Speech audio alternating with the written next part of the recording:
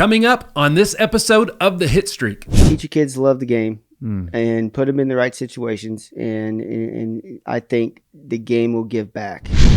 A smile can do more than brighten a face. It can rebuild a life. Smiles for Recovery is a nonprofit restoring confidence and dignity for individuals recovering from substance use by providing free, compassionate dental care. Addiction often causes serious dental damage, leading to pain, isolation, and lost opportunities. Smiles for Recovery changes that. Through a growing network of volunteer dental professionals, they offer cleanings, extractions, and full restorations, empowering people to re-enter the workforce, reconnect with loved ones, and literally rebuild their lives. Every single smile tells a story of healing, strength, and second chances. You can be a part of that story. Whether you're a dentist, a donor, or someone who believes in second chances, your support changes lives. Visit smilesforrecovery.org to learn more and get involved. Together, we're restoring smiles and renewing lives. Whoa. Check this out. Some of the world's biggest success stories started with nothing. Just grit, hustle, and a story worth hearing. So if you've clawed your way up, if you've built something out of nothing, if you've got a story that people need to hear, folks, this is your shot. The Hitstreak isn't just a podcast. It's a platform not just for top performers. It's also a platform that takes real stories from underdogs, builders, and dreamers, and it puts them on the map. Your story, your brand, your breakthrough. Apply now to be a guest. We'll put you in front of millions of viewers worldwide. You'll get pro-level content, high-level exposure, and a seat at the table with people who've been there and made it out. I'm not only looking for polished top performers. I'm looking for real stories from real people. If you've been through the fire and came out stronger, you belong on this show. Apply now. This is your moment. Email management@nickhyder.com or comment or DM the word Hitstreak to apply. The Hitstreak is where rags to riches stories have been told, and the next one could be yours. Blessings, folks. Welcome back to another episode of the Hitstreak. I'm your man, Nick Hyder. And folks, I've got an extra special guest joining me in the Hit Lab today. Somebody that I've been knowing for a couple decades and somebody that's been on my my guest wish list for this show since day one. Believe it or not, folks, check it out. He needs no proper introduction, but we're going to give him one anyways. Folks, check it out. This dude right here is the vice president of East Cobb Baseball, and he is the head coach of the East Cobb Astro 17U national team. Folks, give it up for my man, Kevin Baldwin is in the building. Kev, how we doing, baby? Doing awesome, man. So pumped to be here. Like you said, we were just in Chattanooga with the family for celebrating my father-in-law's 70th. Had the kids there. Pumped to be up here in Nashville now, sitting with you. Well, dude, we got lots to discuss, yeah? Let's do it. Lots to discuss. And so the first thing I got to ask, because, this is the, around the East Cobb's been, I believe it's the 40th anniversary, if I'm not mistaken, Correct. of East Cobb Baseball. Years. That's insane. I know. So 40-year anniversary, you guys have been leading the charge basically for 40 years. So is there anything left to accomplish? Like, what is next with East Cobb Baseball? Well, I mean, I can't get in too much detail, but I think we are almost ready to launch East Cobb Media, which is going to be something pretty cool coming here in the next few months. So it's going to be something pretty special. So, all right. So am I hearing this correct? So sometime fourth quarter, East Cobb Media is going to have East Cobb Media is going to be a part of travel baseball in the East Cobb world. And that's probably all you can say about that. That's probably about it right now. Oh, baby, come on. Well, that's exciting, dude, and I can't wait to. That's going to be really exciting. Yeah, it's super exciting. All right, so 40 years of East Cobb baseball. 40 years. All right, so you ain't old enough, so you didn't start it, but you did play in it. I did. So my dad started it in 1983. And 1983. which wasn't East Cobb Baseball back then. It was East Cobb or East Marietta Rec. And then what happened was he started seeing that the best players needed to play against the best players sooner in the summer. Instead of doing an 8 to 10 team rec season, he just brought the all-stars to the beginning of the season, got them together, started playing other all-star teams at the beginning of the summer instead of just a couple weeks at the end of the summer to help the competition. It's not to alienate any other players or anything like that. It's just to promote competition and kind of get it to where the kids can get more competition moving forward earlier in the summer. And then in 1985, he kind of took over that Little League World Series team that East Marietta had and started East Cobb Baseball in 85, and been 40 years later, here we are. Well, dude, like, so, and we're talking about your dad is the great Guerry Baldwin, right? And dude, he is the godfather of travel sports all sports, in my opinion. Like basketball, soccer, the landscape would not be the way it is today had he not did what he did in baseball. Well, I appreciate you saying that. Obviously, I've lived in the shadows, so I see it from a different standpoint than a lot of other people see it from the outside looking in. But I mean, obviously, there's a lot of people that say that wouldn't be where they're at today if it wasn't for him. And obviously, I can't say enough awesome things about him. He's just unbelievable person that did a lot of great things for a lot of people. It's true. And, but he's a rare combination of like great baseball knowledge, but he's a great businessman. Yes. I think he saw the vision from day one on kind of what it could be, and started getting sponsors in and stuff like that. But for him, and it's always been about baseball. It's always been about the kids. That's the most important thing for him, is always taking care of the kids that love the game that he loves so much. And he still loves it. He's there every day. I'm sure a lot of people know East Cobb Baseball Complex is famous across the country because everybody comes and plays in the big tournaments. He's there every day. He's there every day, 75 years old, there every day, from 9 a.m. till 5 or 6 in the afternoon. Unless his team's playing late, then he's still there. So he can't get enough still to this day. And he's still coaching too, right? He's still coaching 16, and That's he's been doing it this whole time. And like I said, for him, it's about the love of the game and about the players. Well, let me tell you what I'm excited about, Kev, because, you and I have been knowing each other for a couple decades. Yes. Because, you were in the business. I was kind of in the business, 15 years ago. I was trying to figure a lot out, but Dad was kind enough to let me be involved in what he was doing with Sandlot. He did a lot of stuff with your dad, Guerry, and a bunch of other great guys that basically made the landscape what it is today. But I'm excited for this because, like, I don't know about your dad as much, but my dad's working on a couple things that are different, right? And it's given me an opportunity to kind of stand up. My dad cast a big shadow too. Yeah.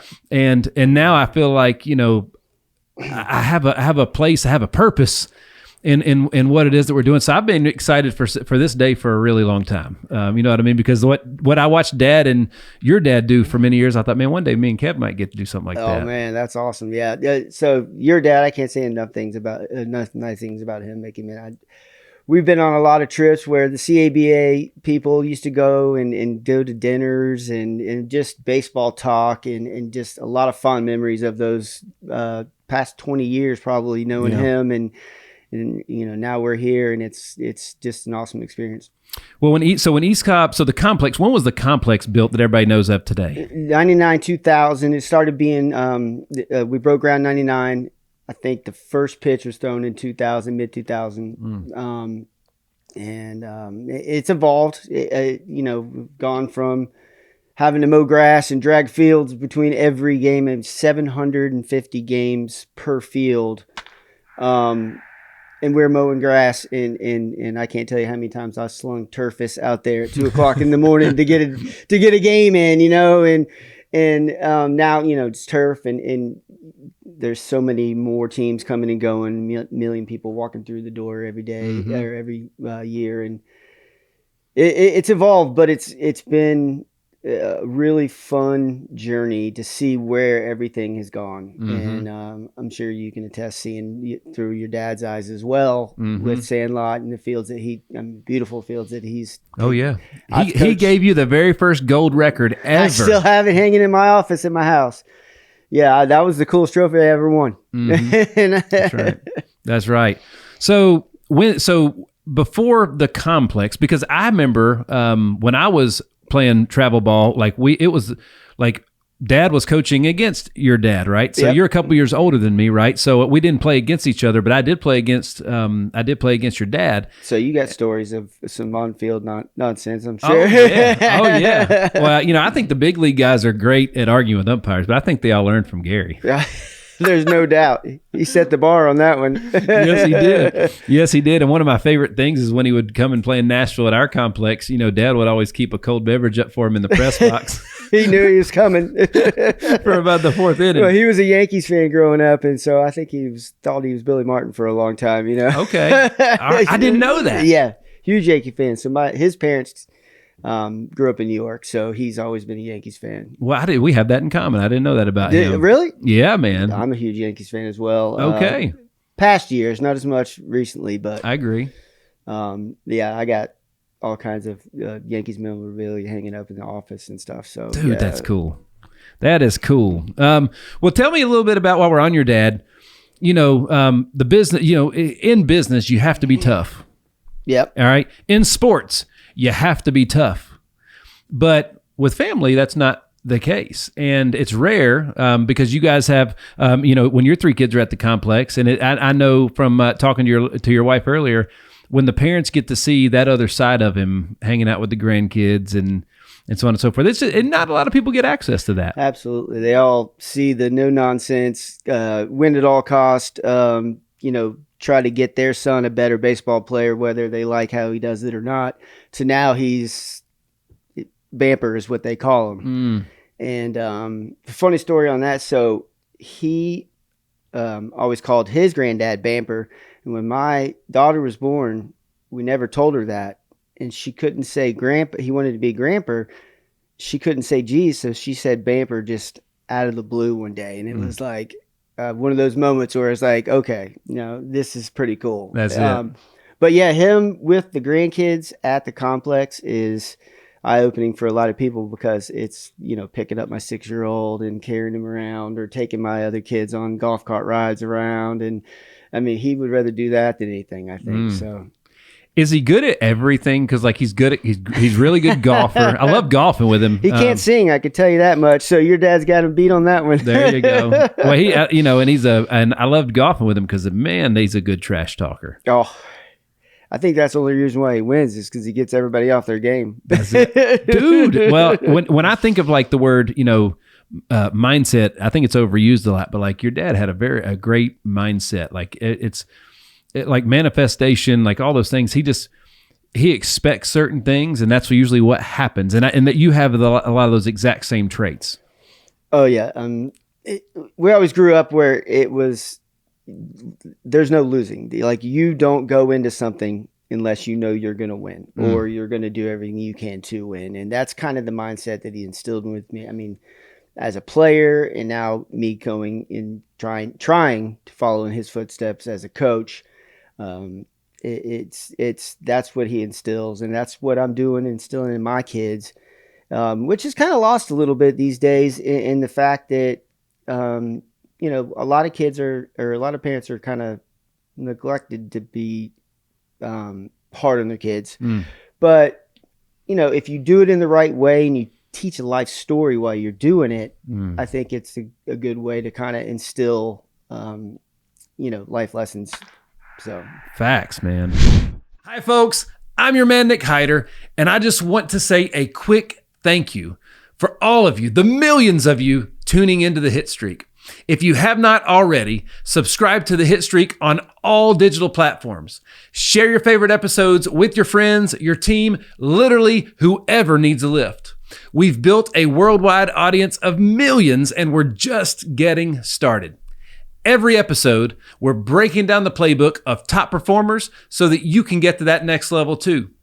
We're literally getting the information from the people that have it to the people that need it by bringing on guests that everybody knows and some that not everybody knows yet. So again, thank you for being a part of this movement. Keep listening, keep sharing, and keep leveling up with the Hitstreak thing. So, again, East Cobb is kind of like known as like the best of the best in the world of travel baseball. Like it's been that way forever. And it's funny because teams come and go. I remember when Lake Point was being built, it was like, what's going to happen to East Cobb's complex and how's it going to affect things? And you guys just always seem to come out bigger and better somehow on every situation that comes through. It goes back to that mindset of my dad always saying, we're always going to succeed. So, man, folks, listen up when you he's dropping bombs here. So when it comes to that, but at the same time, I know, I can remember when the PG Super 25. So first of all, true or false? Maybe I don't remember this right, but it was the early 2000s. Okay. And I can remember it was the Global Baseball Alliance meetings down in where we used to get together every January. I remember PG pitching all these things to your dad and my dad and all those people. Well, actually, the Super 25 was something that my dad created, and that's right, and had Perfect Game do, and it was awesome. He used to do a tournament called the Super 7, which it predated the PG what were we just talking about? The Super 25. Super 25. Yeah. And it was and this is just his mind going to where he always wanted to be the best and always wanted to compete. It was the 7 World Series winners of Pony, CABA, NABF. And these are all things that probably travel ball players this day have no idea what it is. Yeah. It's Perfect Game or it's prep baseball, and nobody knows anything different. But it was the 7 biggest organizations. Those World Series champs would come to East Cobb and play.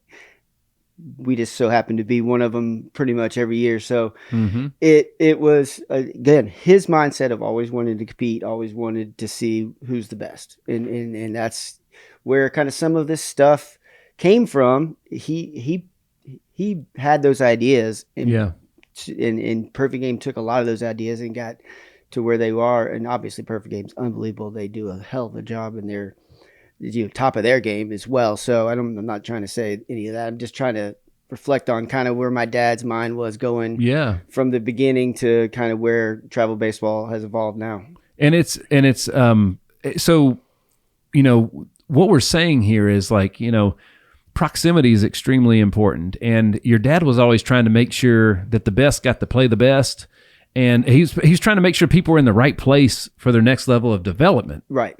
And that's, at the end of the day, is that not the heartbeat of what East Cobb baseball is at the end of the day? Yes, absolutely. It's, not only getting them to play the best, but also teaching them how to compete on the field, how to play as a team, how to compete as a team. You're going to get put in hard situations in baseball. Obviously, it's a failure game. You're going to fail more times than you succeed. So being able to teach that as you go through your career, as you go through your season, instead of what kind of is the trend these days is, hey, I'm not starting at short and hitting third, so let's move on to the next team.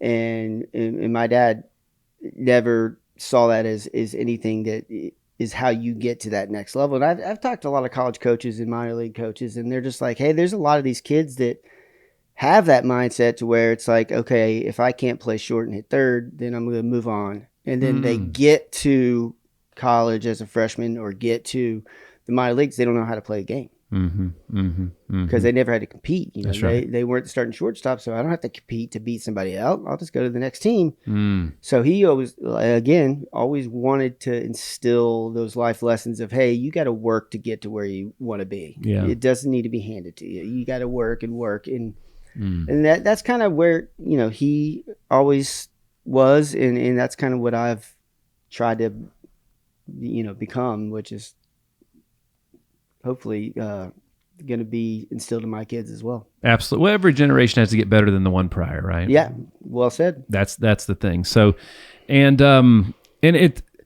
so you have a unbelievable bank vault of knowledge I want to extract here. All right. About this industry because again, one of the hardest things as a parent, you always want to do the best by your children. Of course. Yeah. Right. But the saying in the South is, maybe sometimes parents are looking at their kids through rose-colored lenses, So not, unfortunately, like even in local travel ball here in Nashville, at 12 and under, there's like the gold versus the silver level and so on and so forth. And nobody's really vetting these teams. So it's like you go and you play in a gold tournament. How do you beat a team 30-0? Obviously that team played in the wrong tournament. Yes. One of the teams did. Yes. So again, it's the proximity and making sure that you're in the right place at the right time, working with the right people. That's huge. What advice would you have for parents as far as because I know so folks, they were telling me before that last year there was almost 1,000 kids that tried out for East Cobb Baseball that we had 900 kids that we had to turn away just because it wasn't a right fit, and we never want to put anybody in a situation to where they're not comfortable or they're not playing at the level they need to play at. Yeah. So which helps our rec programs in and around our area and our community. So we always suggest and encourage kids to go play, love the game, get better, and the game will come to you. So if you try to push your kids into a situation where it's not a right fit for them, or you're so gung-ho on you got to be on this team or you got to be on that team, and they fail, and then now you're mad at your kid for failing, well, maybe you didn't put him in the right situation to start with. So it's all baseball is a game. Let's be frank there. Baseball is a game, and games are supposed to be fun, right? And you play games to have fun. Have fun with the game and let the game come to you, and work and compete like we've talked about, and get to that next level as it comes. Yeah, that's right. It's something dawned on me. I've been coaching Ethan's team since he was 9. And some of the hardest things to do is the season ends and the people that you thought would have had the best experience, they're the ones that had the worst experience. Right.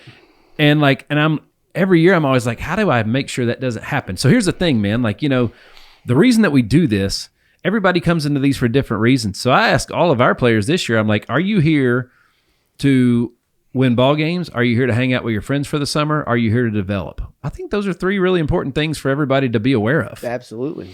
And, because again, I just listed 3 reasons you might be on a team. There could be a lot more than that. But let's say you got 12 players playing for 12 different reasons. Yeah, then you're only going to satisfy one. Yeah. And then you're not a team. That's right. That's right. So, and a lot of times when Ethan was younger, we went where our friends went. Right. Which may not have been the best. You see that all the time too. Yeah. And again, then you get there and you got to get a return on investment for all this time, money, and everything else that the whole family's buying into this for the 3 or 4 months or however long it is that the season is. Yeah. It's a lot of time, a lot of money, and you're not in the right situation. And then all of a sudden now you look back and your kid's not having fun and he hated the experience and may or may not want to play in the future. So it's one of those things where it's kind of a fine line to where you want to push him to compete and get better, but you also don't want to push him into failure. So if you do push him into failure, then, he might be playing soccer or basketball because baseball wasn't a fit for him because you put him in a failure situation where he had no chance to succeed. So, like I said, it's a fine line, but, hopefully people are starting to figure it out a little bit more. It's harder. I just think that, that when you make decisions on any other type of investment, if it's stock market or anything else, you're gonna pay attention to a whole lot of variables before you make that decision. Right. And if you think about it, if you just dumb down, it's the same thing about college. I got asked about, Nick, do you think college is good for kids these days? I'm like, well, 4 years and X amount of money. What's your return on investment? If you remove education from it, and you just say 4 years and this much money, what do you expect to get back? And that, to make that a good investment, apply that now put education in the mix and make your decision. What advice would you have for those parents? Because the cool thing about those 900 kids that weren't a fit, you guys got to basically say, but this is a place that could be, right? So you were able to fill out other communities around you. Absolutely. Yeah. And me and my wife always say we're using baseball for our kids as a way to get to college, a way to get hopefully a scholarship. And that should be your mindset is that I'm going to get as good as I can at baseball to be able to get a college scholarship so I can get an education. You should never go into this that I'm going to be a first rounder. And if parents think that about their kid, they're doing it for all the wrong reasons. And you would know because you guys have had more first rounders than anybody ever. Yes, I've seen my fair share of first rounders come through, and you know what? I've seen first rounders that so there's a couple guys that never played on the number one team at East Cobb that are Hall of Fame, like had Hall of Fame careers. Wow. Okay. So if kind of going on a different direction a little bit is these parents that think that if they're not on the national team or if they're not on Navy or if they're not on whatever color it is that they call their top team, that they're not in the right spot at 8, 9, 10 years old. Yeah. Well, I mean, I coached the number one 7-year-old team at East Cobb, and I didn't have a single player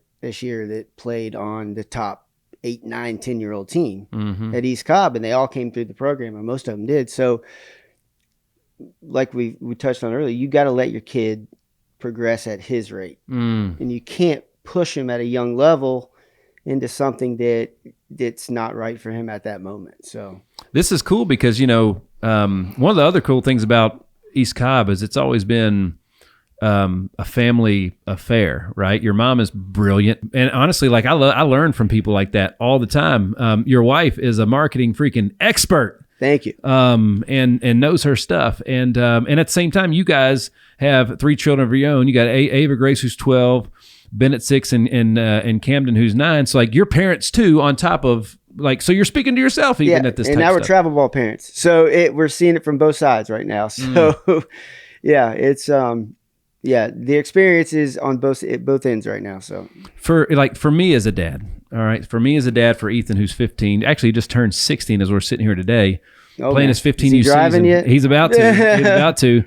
But with Ethan, what's important for him for his 15U season, for his development, is not how many games we win. Obviously, learning to win is a valuable lesson for him. But like for him, he needs to be on a team, where he can get 35, 40 innings off the mound and 125 to 150 at bats or plate appearances this summer.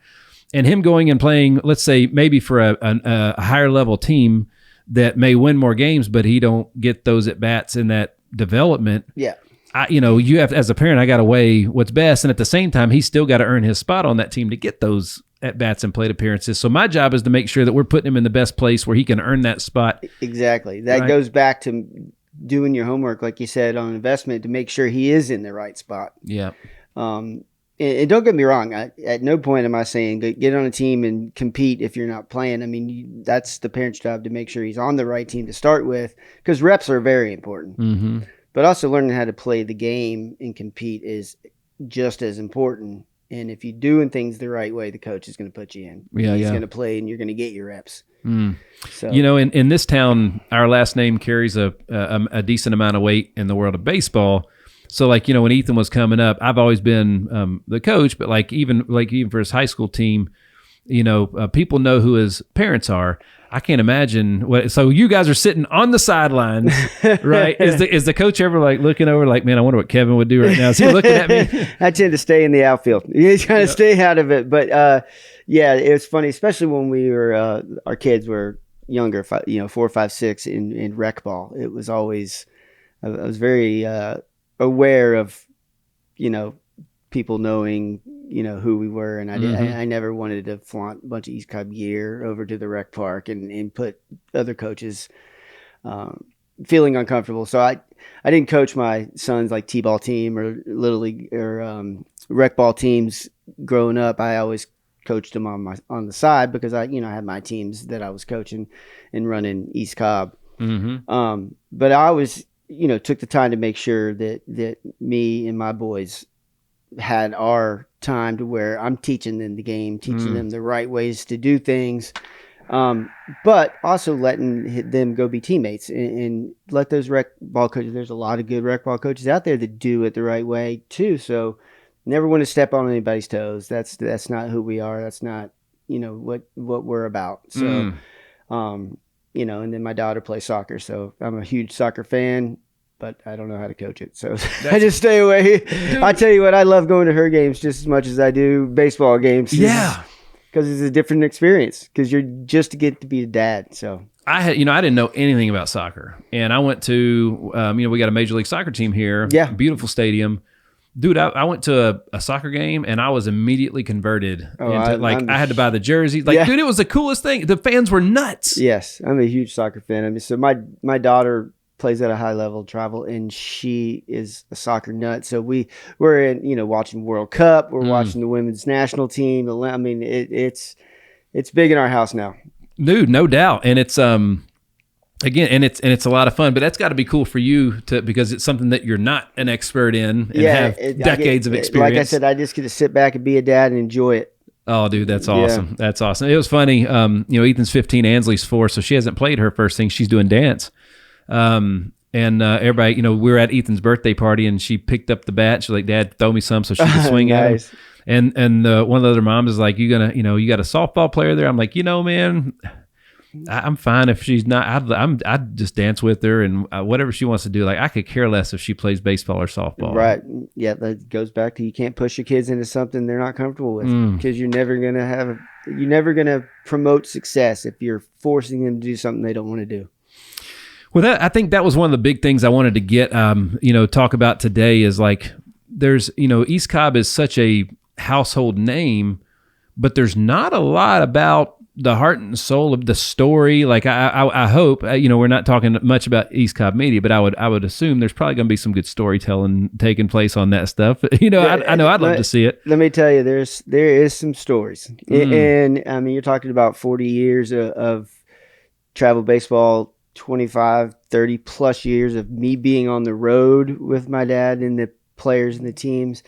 And just the people that have come through that have their own stories. Not only alumni that went on to have, great major league careers, but guys that also went on to be doctors and lawyers and sell insurance. Those guys have stories to where their time at East Cobb and their time around my dad, like, made them into a good business person or made them into, a good father just because they had those experiences of, which I always say is if you are a part of something, if you're a part of a team, it's a life lesson because you learn how to do a lot of things that are important in life. That's right. And we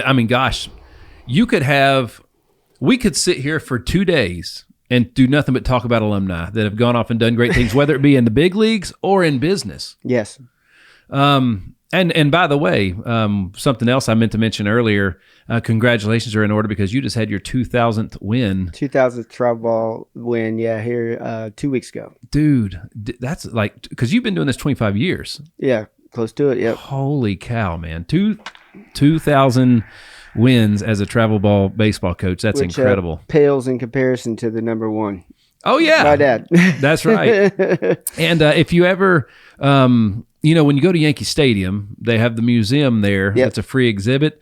That's going to be needed on site at some point in time. We've thrown that idea around a lot about, doing a Hall of Fame walk and doing, some of that stuff. But yeah, you're right. I mean, the stories that are out there, the players and whether they're successful baseball players or whatever in business that have come through there, it's pretty incredible to have been a part of for 25, 30 years of me, but 40 years total of East Cobb. And I know from talking with your dad, late night at the hotel in South Florida, I just learned so much from those guys. Every time I went there, those are the best dinners with those guys back in the day. God. But I remember those Vegas trips with your dad. Oh my gosh. We would sit there and a lot of those other guys that were a part of that, just the stories that we would have 2.5, 3 hour dinners just because nobody could stop telling the story. That's right. And it was some really, really awesome memories of not only the history of travel baseball, but the history of the godfathers, the founding members of the people that actually paved the way to where it is now. That's right. Are you ready to take your brand digital? At HitLab Creative, we don't just make content. We build your digital foundation from the ground up. So whether you're launching a podcast, creating scroll-stopping social media content, or building a website that actually converts, we connect all the dots. podcast production, CRM systems, content strategy, data analytics, branding, it's all under one roof. Because in today's world, content without strategy, it's just noise. And you're here to make an impact. So if you're ready to launch smarter, grow faster, and create with a purpose, it's time to team up with the Hit Lab. Visit hitlabstudio.com/studio-time and let's build something that lasts. Because the Hit Lab is where digital strategy meets data-driven content creation. The cool thing about when I would talk to your dad about that stuff, because I would always want to know, hey, who's first rounders this year? Who's that? And who's this? And your dad he would tell me who they were, but he always would mention somebody that was doing something in the community or in a business or something else that came through. He might have been more proud of those guys than the big leaguers even. Yeah. You know what I mean? How many, talk to me about some of the alumni stories you guys got. There's too many to count. We could talk about them all day long. Well, I can tell you a story about alumni that pops into my head. That's one of the best stories that I have is 2020, COVID hits, pandemic hits. Major League Baseball shuts down. All the stadiums shut down. These kids have nowhere to go. Mm-hmm. So they call us up. They're like, hey, we need to work out. We're here and Major League Baseball might come back soon. We got to get in shape. Yeah, come on out. We had a pickup baseball game at East Cobb. Dansby Swanson. Zach Wheeler's pitching. Holy cow. Yeah. Matt Olson is hitting and Tyler Stevenson is catching. Wow. And they're in basketball shorts and T-shirts. Dude, that's like, you remember when the game that they never showed with the Dream Team? Yeah. That's like what you're talking about right now. So, yes, that they were just out there in street clothes. I mean, just everyday workout gear. And that was, at one point I looked out, and those are the people involved in that live BP session. It was unbelievable. Dude. I was just like, man, this is pretty cool. That is, and a Hall of Fame walk, and the alumni, the first rounder wall. Even like all the trophies in your dad's office have to, I mean, that was like, I felt like I was going through, when you go into the award store and you got to pick out all you're just surrounded by just awards after award after award. There was a couple hundred in there at least in that one room, and that's not what's counting in storage. Yeah. He's done a good job of kind of preserving memories of, kind of some of the success, but I think it's more of just the fact that he can look at some of that stuff and see this is where we were in travel baseball. This is the memory I have of this moment. Like you said something when you were in the office about those bronze shoes, and those are from the 80s. Yeah. And, he's got the base of when we won the first Pony League World Series. I can't remember exactly. That's right, he does. Yeah, it's on a plaque, and it's where he made the last out, and it's that base from the Pony League World Series, which back in the day, back in the late 80s, that was a huge World Series. Right. It was like if you won that, you did something. Man, and now there's 25 to 30 World Series each week across the country that you could go win. So that's right. That's right. It's a different World Series means different now. Yes. It's still an accomplishment to win a big tournament. Don't get me wrong. It definitely is. But back then it was pretty special to do so. So I wanted to talk to you about East Cobb Academy, because that's a big part of East Cobb baseball that doesn't always, people don't hear about it as much. Yeah, so the academy is something we launched a couple years ago, and it's basically off-season training on site to where if you're a part of East Cobb, you can come and do your private lessons, use your TrackMan when you're throwing bullpens. We have academy instructors where you can come in and get your hitting work in. We have a company that does all our speed and agility for our guys.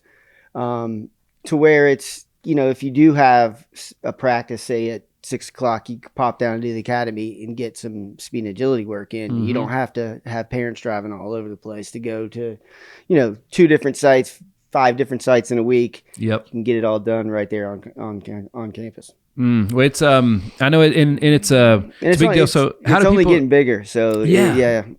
How do people, if so, do you have to be in the organization to be in the academy? You don't have to be. I mean, we give outside lessons and stuff like that. So no, you don't have to be, but it's really beneficial for the East Cobb players who go to East Cobb complex for practice daily, weekly, whatever it is. So. Kind of makes sense if if a teacher at a great school was going to be working with kids outside of school, she'd probably be working with kids in the school first. Right? Yeah. That makes a lot of sense. All right.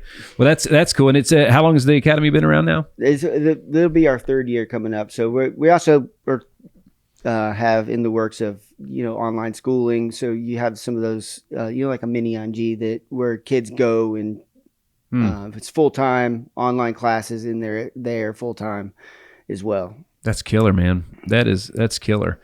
And again, the family dynamic has just always been so unique and special, but I feel like that's one of the there's so many great business statistics, Kev, about how I think I read it. I think it may have been in the book, The Founder's Mentality. I could be wrong. People might roast me on that for this, but I think it's like 85% of second generation businesses fail. Really? Which is crazy. Well, I'm glad I'm not one of that percentage. Well, and I think I know why. I'd be a little bit more scared if I knew that going into it. Well, I think I know why, and it's because the reason that the original founder, the first generation did things, that's not necessarily what's important to the next generation. And that's, out of those 85%, I'd be interested to know how many of them just, they just changed concepts. They went in a different direction, maybe, so that maybe that makes sense. But like, it's so cool because, a couple weeks ago when we were down at the complex, you were coaching your team, and right next door, your dad was coaching his team. I think he was in a dugout. He may have already left by then. I'm not sure. He probably was. Yeah. But that was just a really cool and such a fun thing.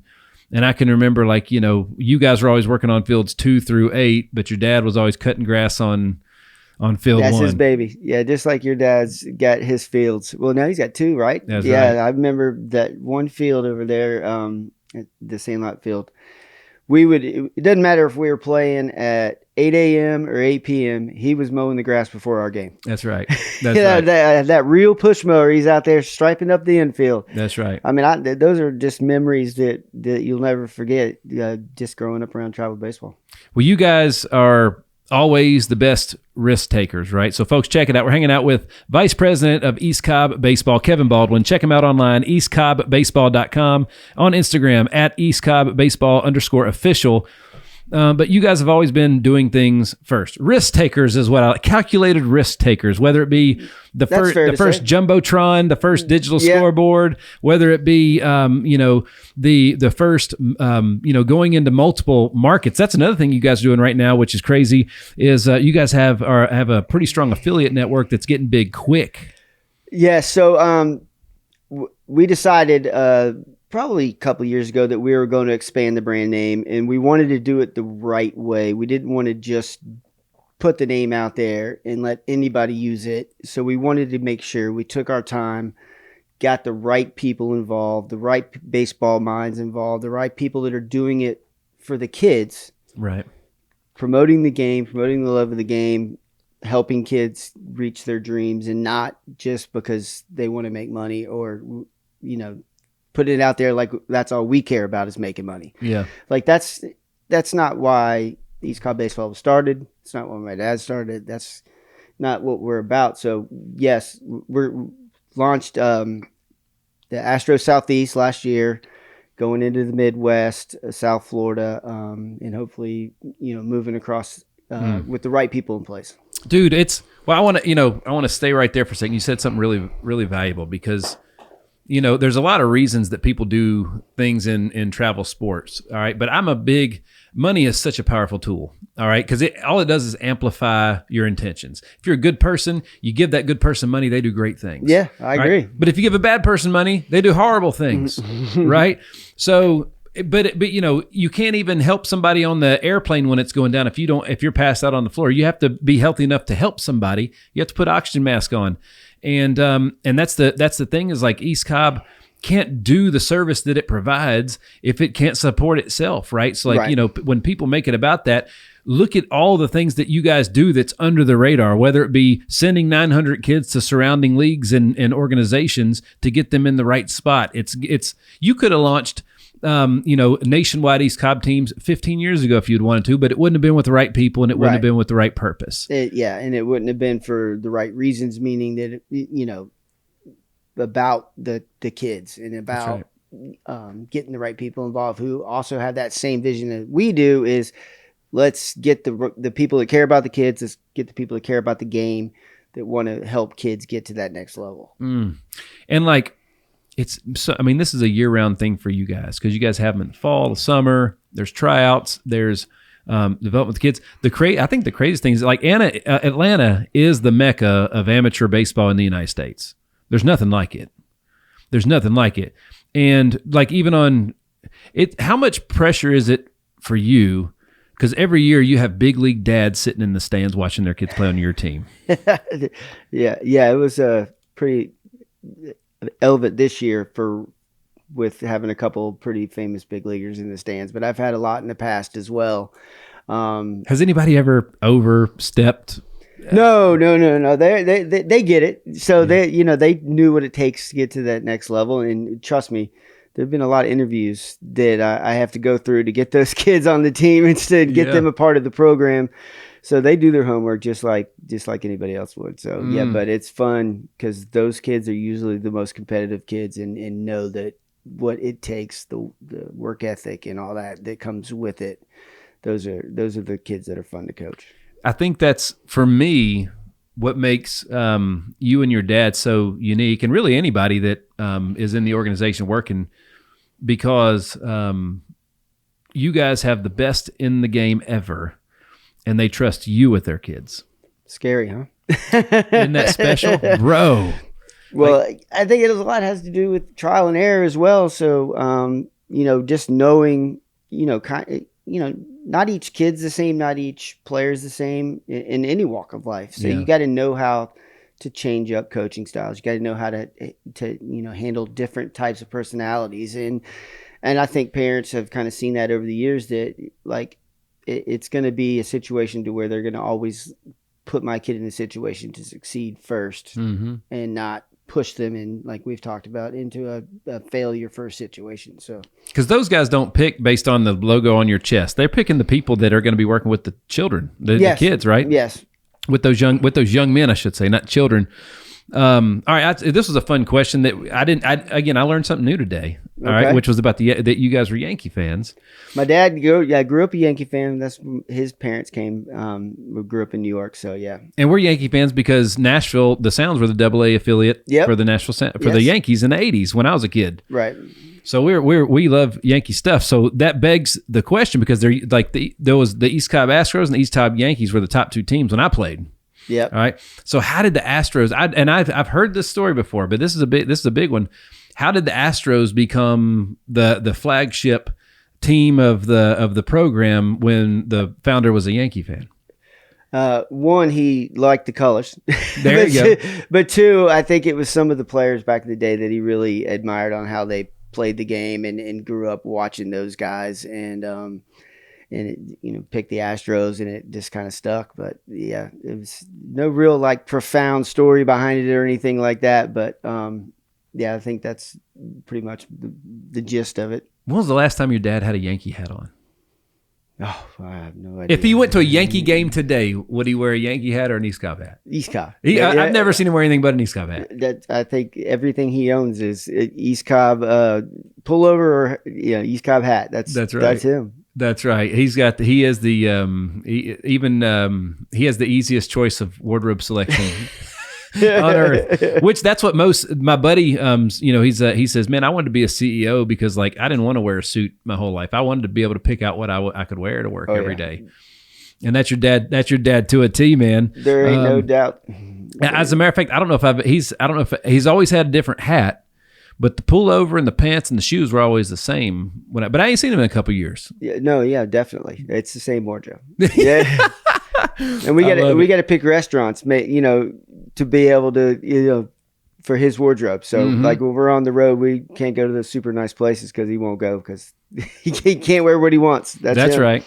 And and when you coach baseball year long, like for all this production stuff, I have to go to the tanning bed every week because I got that perfect line on my forehead where the baseball cap. Yep. Oh yeah, so in Jensen in baseball, there's 2 farmers' tins. You get the sleeves and the shorts and the socks, but you also get that beautiful line right across your forehead where it's white to your hairline, where the ball cap sits the entire time. So I think the last time my dad didn't have a hat on was at my wedding when he was my best man at my wedding. That's probably the last time he didn't wear a hat. Did you make him get a spray tan? No. Well, I had one day before yesterday. There you go. For this week. Well, you're looking good. Appreciate it, baby, because I wouldn't have the hat on. But all right, so some other stuff I wanted to talk about you today, because there's, again, folks, when you're dealing with somebody that is at the level that these guys are doing it, all right, 40 years of doing it at the highest level, not only more championships, but more big leaguers, more Hall of Famers, more draft picks, and probably, I would be interested to track this one day, but like how many guys are out there actually benefiting their community, diving into their community with their business and their minds and everything else because of the mindset and the acumen that they built in the program. It's absolutely incredible. So it's hard. Like, I don't know, man, there's no good resource for parents to go learn this stuff. This episode's going to be a huge resource for parents. Yeah, I agree. You're exactly right. And I think it goes back to, how the game of baseball and pretty much any game, if you put your kids in the right situation, they learn life lessons to where you're always a part of something. Mm-hmm. You feel like you need to work to get to that next level, which is what the goal is. Obviously, when you start playing baseball, you always want to get to that next level, whether you do it at a young age or you do it as you get older. It's a life lesson to where you got to work and you got to put in the work to get to the next level. And that's what everybody's trying to do in life, whether it's in business or in family or in sports. Are you ready to transform your business and unlock new revenue streams? At Processing First, we empower our partners with cutting-edge payment solutions and unparalleled support. We're more than just a one-size-fits-all payment processor. We're relationship-driven. By leveraging our extensive network of banking partners, we match you with the ideal bank to ensure that you receive the most competitive rates and deliver an exceptional experience for both you and your customers. Join a network that values transparency, efficiency, and growth. With our state-of-the-art POS systems and competitive processing rates, you can offer your clients the best in payment technology while boosting your own profitability. Why choose Processing First? Innovative solutions. Stay ahead with our advanced payment processing tools. Dedicated support. Our team is here to assist you every step of the way. Lucrative opportunities. Enhance your income by providing top-tier services to your clients.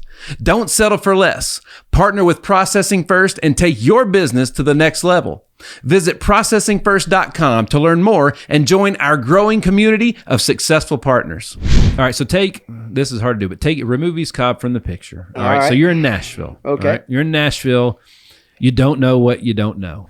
All right. You're new to Nashville, even. There's a lot of people from California coming here right now. All right. So, as a matter of fact, there's 3 or 4 kids on Ethan's team that came from California, that lived in California this time last year. And they just moved to Nashville? Just moved to Nashville. Great players, great families. But you're new to Nashville. You're new to any market. And let's say your kid is where he came from. Let's say he's above average. All right. He's above average. Yep.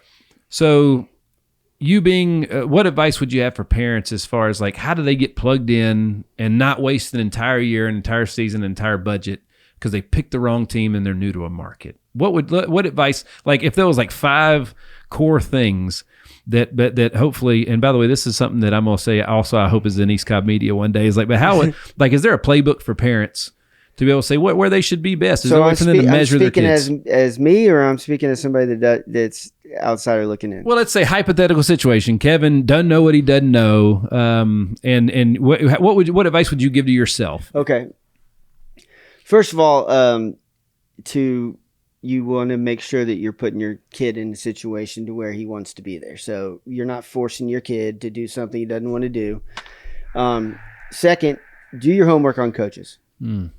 Don't go to a team because it's quote unquote the number one team at that program, whatever it is. Trust me, there's a lot of great coaches that aren't quote the national coach or whatever, because that national coach has probably been there for a long time. Do your homework on coaches. That's very important. And, find out what you want as a player, ask your kid, what do you want out of this? Do you want to compete? Do you want to get better? Do you want reps? What is it that you want? And the athlete needs to be able to tell you that. The player needs to be able to tell you that. You can't tell them that. Because if you start trying to tell your kid what to do, he's going to kick back. That's trust me. Like, I could have put my sons on the number one team and been like, sorry, this is what we're doing. My 9-year-old right now wasn't ready for it. And I never forced him to do it. Now, will he get there? Yeah, because he works hard every day. And I instilled that, and I don't have to ask him. He'll come to me and be, it's daily now. He's like, Dad, let's go hit. Dad, let's go do this. Dad, let's work out.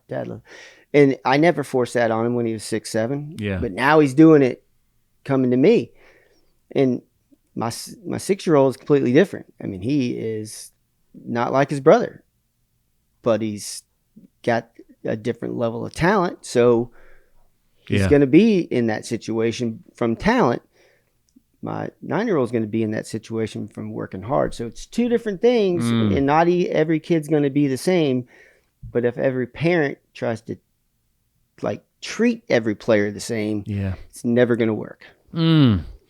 So even when you guys are looking, this is, let's say there was a lot to unpack there. All right. So, and this is big because again, you're managing expectations. Right. This is people's summer. You only get 18 or so with your kid, right? It's a big deal. Absolutely.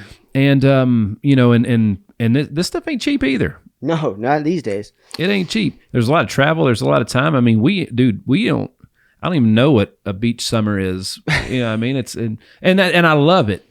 But, my son was a late bloomer. At 11 years old, he's okay with me saying this. At 11 years old, he was on the wrong team. Yeah. I put him on, I coached, and he was on the wrong team because I sat my own kid half the season, and it wasn't worth it. Yeah. Because he didn't, and he was not very good at 11. And, since then, he's super, he works his ass off. Yes. And we're super proud of what he's doing.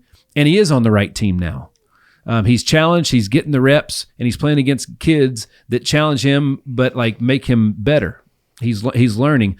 What at the level that you coach though, what are you what are you looking for in players as far as obviously they're good on the baseball field or you wouldn't be talking about them, but what are you looking for? So with the 17-year-old level, at the level that I coach, I think for me the biggest thing is availability and commitment. Are you willing to put in what our schedule is going to be given to you at the beginning of the season? Are you going to be here, and are you going to put in the work? Are you going to buy into the system? If you're not, and you just want to come and go as you please, then it's not going to work because you don't get better. Like we talked about, you don't learn how to play as a team, which is so important moving into that next stage of your career, whether it's college baseball or minor league baseball. And everybody knows the landscape of college baseball has changed with the portal and all that stuff. So there's not a lot of freshmen that go into a college baseball program that see the field. Right. Well, they definitely not going to see the field if they don't know how to play, if they don't know the ins and outs. And then now they're even farther behind from that JUCO kid or that mid-major kid that transferred in. So it's so important to be able to learn all those things at a young age now to where you're on the same playing field. That's why college coaches are going to get a mid-major, all conference. Would rather have him than a top-level high school incoming freshman. Right. Because of the ability to know how to play in those situations. I was thinking about it when, it's Ethan's had his 16th birthday, so we had some of his teammates over at the house for a couple days. Happy birthday, E. Yeah, baby. Come on. And one of the coolest things is, I'm always, you're trying to teach these kids, and the craziest thing is, first of all, you got to learn the game, then you got to get good at the game, but then you got to know all the, literally, you got to know every way. Like when there's a runner on first and one out and you're on defense, in whatever position you're in, you got to know all the nuances that could happen, whether a ball's hit over there, Right. where everybody's got to go, who's on first base and what kind of speed that dude's got, Yep. what kind of speed the hitter's got.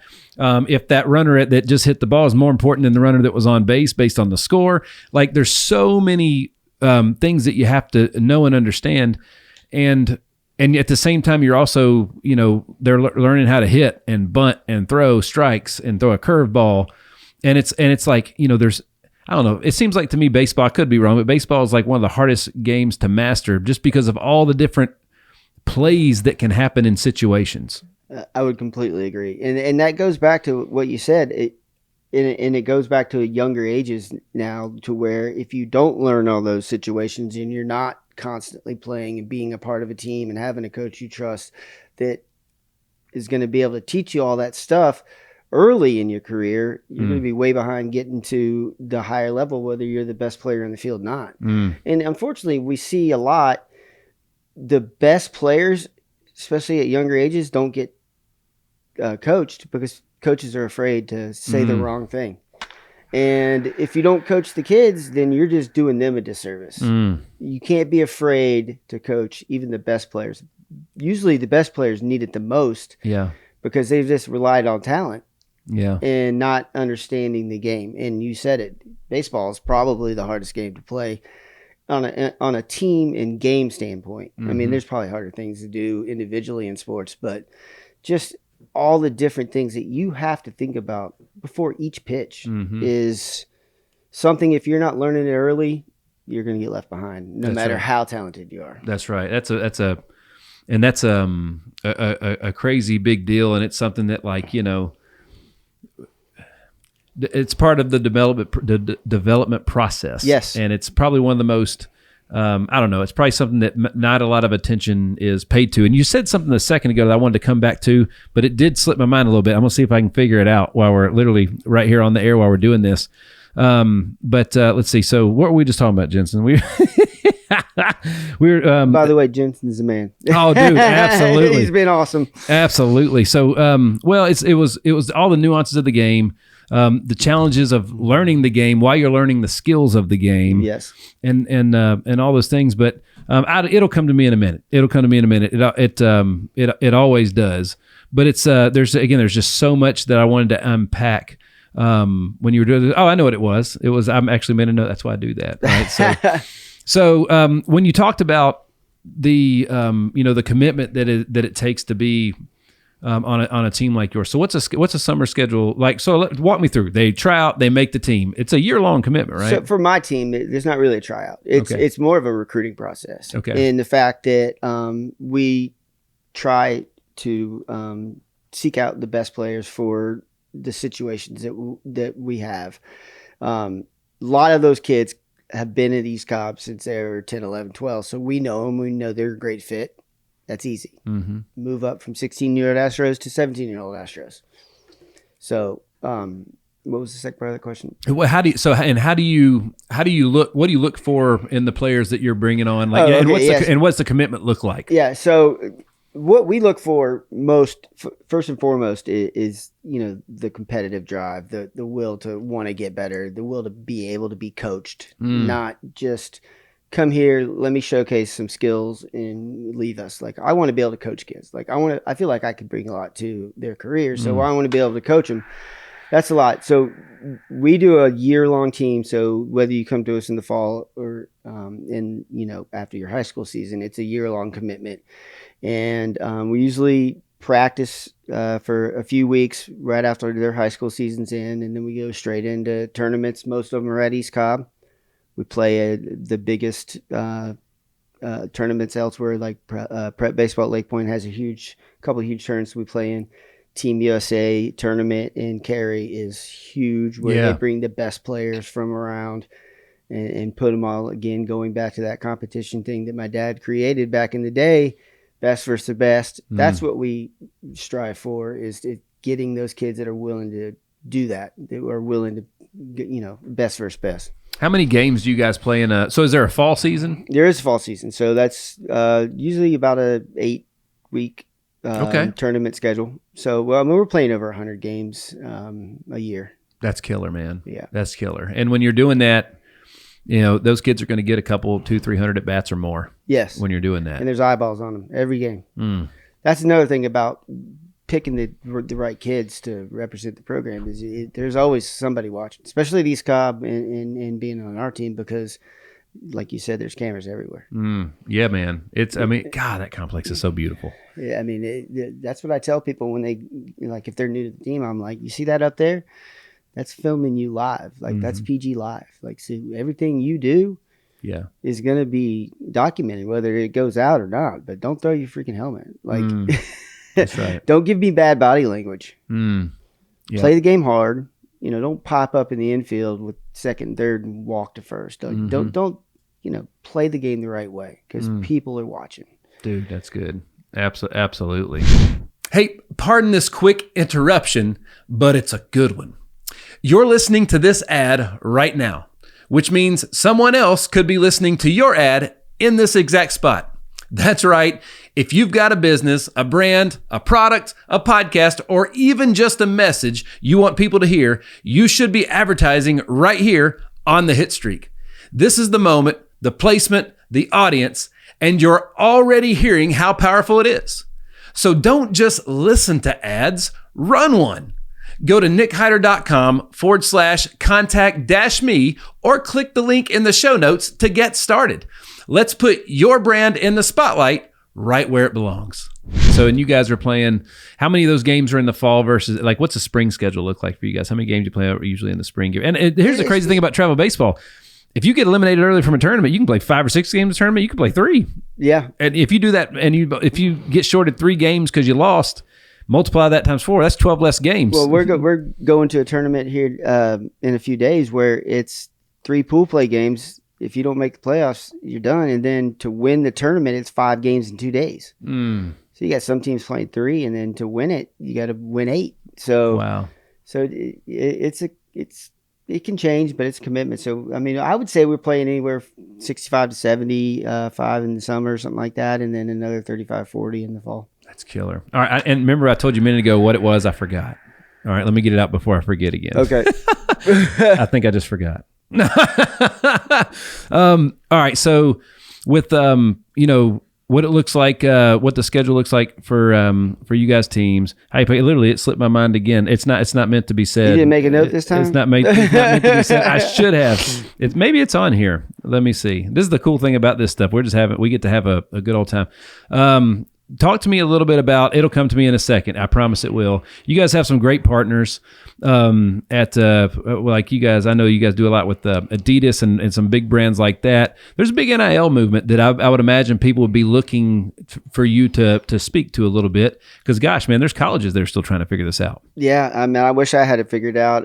It's kind of all over the place right now, but we encourage it big time, and our sponsors are pretty awesome in the fact that they want to see our kids and their products. Evo Shield, Wilson, like you said, Adidas has sponsored a lot of our players, and going down to even 11, 12 years old. And so another thing about East Cobb Media that's going to be a big part of that is helping with the NIL stuff as well. So yeah, it's a lot for the parents to learn. Yeah, I mean, it is a education on travel baseball these days. If you don't know what you're doing, you're going to get run over, basically. So, and the people that say it's not best for the game, a change is inevitable. The growth part's optional in life, right? So, I remember, most of us old heads, when they make new things, we don't necessarily like it, right? But I've learned that things that are as big as they are in the game of sports, in the name of sports, it usually very rarely do they do something and then they take it back because it wasn't the right move. Right. There's a lot of really smart people that make these decisions. So even though the NIL has caused some stir, I think that's all by design. So that it can come back and get there, because maybe there's a lot of unknowns and maybe that's how you figure it out. You let the market decide. You know what I mean? But the game didn't get smaller. No. And would think that it's a good thing, and it's social media and all this stuff, self-promotion is all a great thing. And it goes back to what we were talking about before. If you don't have the right coaches behind you teaching the other part of that stuff, and you're only worried about one part, meaning self-promotion, showcase baseball, that social media, that kind of stuff is not making you into a career player. It's making you into a famous player now, or somebody that can make a little bit of money right now. Yeah. But you got to trust the coaches that are going to get you the skills and the work ethic to be able to turn it into a career, and not just, hey, I'm going to, sign a NIL deal or a sponsorship deal at 17 and then don't know how to take my skills, my athleticism to that next level. That's right. To where I'm playing when I'm 35. That's right. That's right. That's a big difference. No doubt. No doubt. But I think NIL and social media and all that stuff, I think it's great. I think those kids are really getting good at it as well. And you got other people behind them that are doing content and stuff it's pretty cool and pretty fascinating to watch. Well, here's my take on it. Not that it matters, but I'm going to give it matters to me. So, see, Kevin gets another one.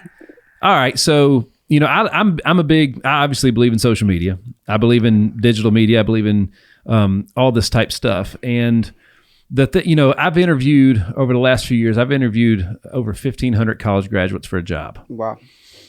All right. Smart people that did not know they had just got out of school. So they went to K through 12. That's 13 years. And then another 4 at least. Right. 17 years of learning skills, education, furthering education. And I'll be like, cool. So what'd you get a degree in? X. Cool. And how do you make money doing that? I don't know. Holy cow. So that's why I love social media and the NIL.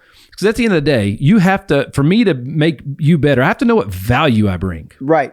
Okay. And I got to assign the value I bring to the problems you got. Yep. Right. And not one problem in the history of mankind do we look back and say people communicated too well and it caused that problem. So social media teaches kids. Social media teaches kids communication skills. Yes. But more importantly, like, dude, you are a part of a community that you need to bring value in. That's literally life, dude. We're all a part of a community or multiple communities. Yes. And we all want to make them better. Yeah. Right. So understanding your value, understanding what you're good at, and understanding how to use that value to solve other people's problems. And then you can assign that a dollar value to that skill. Right. And that's what your financially could be worth. Yes. I was in my 30s when I learned how to do that. And the one thing I can tell you is life got way better when I understood that. It's a great point. Yep. And that's one of the things that, like, you guys, so this is what I'm excited about with social media and NIL, is this is solving a big problem because, 30 years ago when you graduated college, there was a job waiting on you. That degree had an assigned value to it. Yes. That now so many people have those degrees, the value isn't like, maybe the degrees are too vague. I think the biggest thing is like nothing against teachers. I love teachers and they're amazing. But how are you going to learn how to run a business from somebody that's never ran a business before? That's tough. Yep. And that's why, like when I think about the coaches you guys have at East Cobb, you're most powerfully positioned to serve the person that you used to be. Right. Yes. So again, when you go to school, like again, that professor, what's that professor achieved? And if it's not further than you've been, how are they going to teach? Maybe you should be teaching them at the end of the day. Yes. You know what I mean? So again, and you're paying for that education, and maybe you get it, maybe you don't. But again, what's the return on investment? 4 years, X amount of dollars. What skill set are you going to have, and what doors is it going to open? Right. And the other thing social media does is also showcases your skill set so those people can see what you have. That's right. And not have to waste time trying to figure out if you have it or not. Yeah, man. And you get fired after a year because, you didn't do what you're supposed to do. Well, and, you guys, East Cobb will be known, if it ended today, it will be known for generations. Okay? That's a fact. I appreciate you saying that. That is a fact. But I think the upcoming media is the legacy, because I've gotten more out of this conversation right here with you right here, and we, believe it or not, we've been going an hour 10. Can you believe that? Nice. It flies. I could go 2 more. I'm telling you, it flies. It's fun, right? It's fun. Yeah.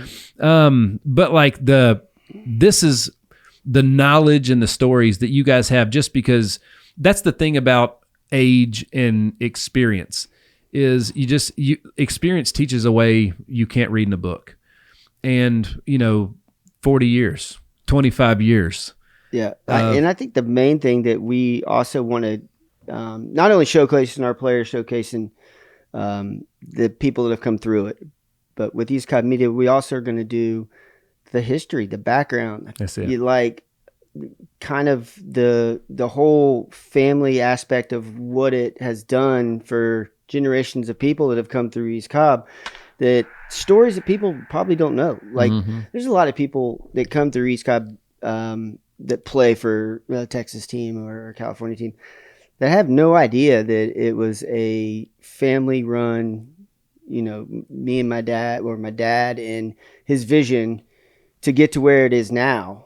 And those stories need to come out. That's right. I mean, I can't tell you how many times I sat up, watching the game, talking with my mom or with my wife and kids, and I'll start telling a story, and it's just like my kids will look at me like, "There's no way that happened." I'm like, "Oh yeah, it did. You'll never buy." That's the G version. And so it's fun stuff, and it'll be fun, kind of getting all that out, getting the kind of having people see the cool stuff that has happened over the last 40 years. Well, history brings a whole nother value to things. And literally, I can remember when I was a kid and VH1 came out with this great thing called Behind the Music. Oh, I remember that. And it was just stories of the history of stuff that we were fans of and knew all about, but it turns out we didn't know nothing. Yeah. Yeah.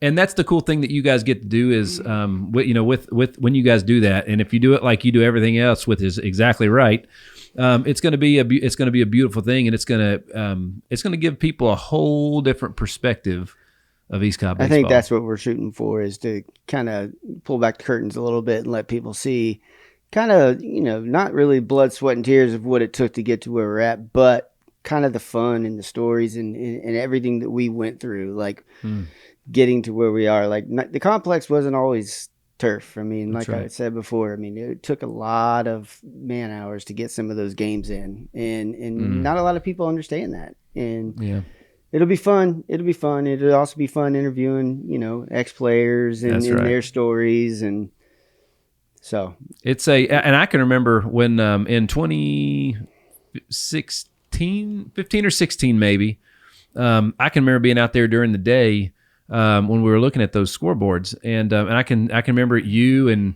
a couple of dudes being on a bucket truck or a lift out there, windscreen, foul poles. When I say they work, they work.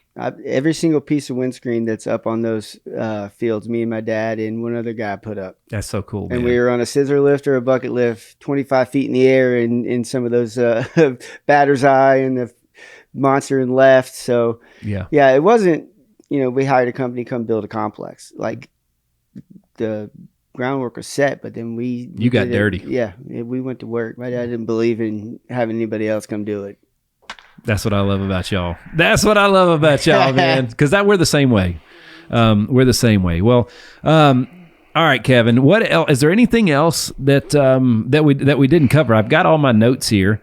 We pretty much touched on most of it. Is there anything else that you feel like we left out, or that you want to check out or say, or anything else? How'd we do? No, I think we did awesome, man. The main thing I want to, kind of impart from what we talked about is, teach your kids to love the game and put them in the right situations. And I think the game will give back if you put them in the right places and they learn how to work hard, love the game will give back to you.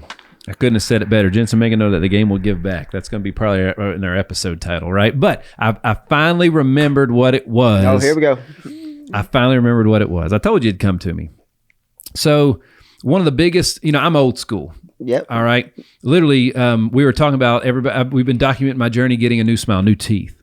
Well, the reason I needed new teeth is because my parents actually paid I had braces for 3 years or longer in high school. And about 2 weeks after they got taken off, collision at home plate, mouth's not on, my front teeth get knocked out. Oh, man. All right. Now, I'm proud of that moment. And Coach Dave Jarvis of Belmont University was at that game. And I remember, I'm on the ground. I think I might have been cold, unconscious for a couple seconds, but my teeth are not there. And I got hit. Yeah. Got hit good. Helmet straight to the face. And, you know, I remember the umpire's like, when I finally came to, the umpire's like, you know, you all right, coach, who's going to catch? And I remember my dad looked at me, he goes, you don't need nobody else to catch, do you? And I was, no, absolutely not. So I caught the next pitch with no teeth. Wow. And Dave Jarvis, the great Dave Jarvis, Hall of Fame Dave Jarvis from Belmont, came up to me after that game. He said, Nick, that's one of the toughest things I've ever seen. I'll never forget that. And one of the things that, like, you know, kids these days, they're hurt a lot. They're hurt a lot. I don't know if they're injured or they're hurt, and I don't think they know the difference. Injured, you don't play. Hurt, you do. Right. Right? But, like, you know, a lot of times we're protecting these kids from injuries, right? My thing is, you know, like, you know, 20% or so, only like, what percentage of kids that play travel ball play in college? Like, it's not a lot. It's less than half. It's, way less than half, especially if you track them from an early age. So my thing is I'm like, guys, like, these kids only got 3 years left. If they're 15, and you just told them to take it easy and you're protecting them from games that are never going to happen. Yes. And they don't get these back. So my thing is it's like, man, like, you know, and if you are getting looked at and the guys come to watch you and you're hurt, like, you know, I had a thing, a nerve disorder where, you know, whether I was good enough to play pro ball or not, it was a red flag on my resume that scared some people. So, like, it's not a good thing when you have, it's like when you're going through underwriting for health or life insurance and you've got all these illnesses on there. That's not a good thing. Yeah. What advice would you, for, like, you know, are we overprotecting kids? Are we coddling them too much? What advice would you be like to play? I think that there's two answers to this. One, you can't have your kid playing in fear that he's going to be hurt or he's going to get injured even more. If he's injured, you'll know he's injured. The second part about that is you got to know what, especially when you get into the older ages. I get the fact that you have players that need to invest or protect their investment in themselves. Yep. So if you are a person that can go on to that next level and potentially have a career out of this, it's a different story than a kid that needs to grind, play a little bit hurt to get seen, to show, like your story, college coaches, that I got what it takes. Because you're right, that time's limited. I mean, like, I can't believe we're almost done with this, you know, summer season. Seems like it just started. Yeah. So there's two different ways of looking at it, but 100%, there's a lot of kids that don't know if they're hurt or if they're injured. I feel like if you're injured, you'll know. Yeah. That's a great way to look at it. Yeah, but there's also kids out there that have a future, that are going to make a lot of money through their 30s, and you don't want to play if you're hurt necessarily that, if it's not something that's going to benefit you in the long run. Because, there's, like we said, I mean, it's a multi-billion-dollar company now, travel baseball, and Major League Baseball is only getting bigger and bigger, and the money's getting bigger and bigger, and it's out there. And so it's a different day and age with those type kids, but also, in like your story, there's kids that need to learn how to grind and show college coaches, I got what it takes. I always tell, like, my son when he pitches, I'm like, Ethan, you'll have all your best stuff, have all your pitches, and feel your best once or twice a season. You don't pitch those days. It's easy. You got to pitch when you don't have, when your arm's sore and you ain't got your pitches, and you got to go out and the team needs you, and you got to figure out how to get it done. Well, that's when you learn how to pitch. That's right. When you learn how to pitch.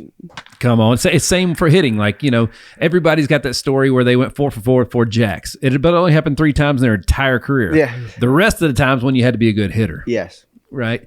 So, and again, you learn through adversity. And I just, you know, I don't know. I'm always pushing my kids, play. Just play, because, you know, you don't know when your last game is. It's a very good point. And at 15 or 16, it could be in the next 2 to 3 seasons. Yep. You could have 150 games left in your life. Oh. That's crazy. Yes. Well, dude, you are, your whole entire family is just such a wealth of knowledge, whether it be business, baseball, marketing, and all the above.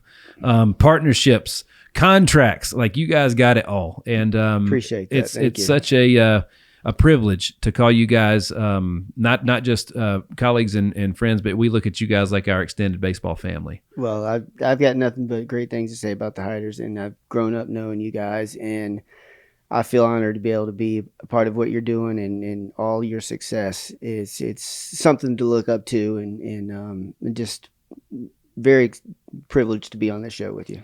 Well, I sure appreciate it, man. So finding the right health plan can feel overwhelming, but it doesn't have to be. Backed by over 12 years of experience and more than 20 national and local awards, Team Hider is here to help you navigate your options and choose a plan that fits your family's needs and your budget. So whether you're looking for individual coverage, family plans, or even Medicare options, Team Hider brings expert guidance with heart. Visit teamhider.com today to schedule your consultation and get the coverage that you deserve. Well, Kevin, as always, it's a great time to hang, dude. I'm gonna go ahead and get you to commit right now. I'm gonna bring you back. Let's do it. Because you got, like I say, this fall some exciting things coming along. Maybe I'll have some more information for you. Let's go. That's what I'm talking about. That's what I'm talking about. Well, dude, congratulations on everything you guys are doing. It's incredible, and again, I'm a big believer in leading from the front, and that's something that you guys have just always kind of done. Thank you, appreciate that very much. Once again, folks, the Vice President of East Cobb Baseball, Kevin Baldwin, and a 25-year head coach of the East Cobb Astro 17U national team, just celebrated 2,000 wins, baby. That's crazy. Thank you. That's crazy. EastCobbBaseball.com, online, on Instagram at EastCobbBaseball_official. I'd be tuning in to that Instagram for some upcoming announcements. That's all I'll say. Yes. That's all I'll say, right? And obviously, EastCobbBaseball.com. Folks, thanks again for tuning in to another episode of The Hitstreak. I'm your man, Nick Hyder. God bless.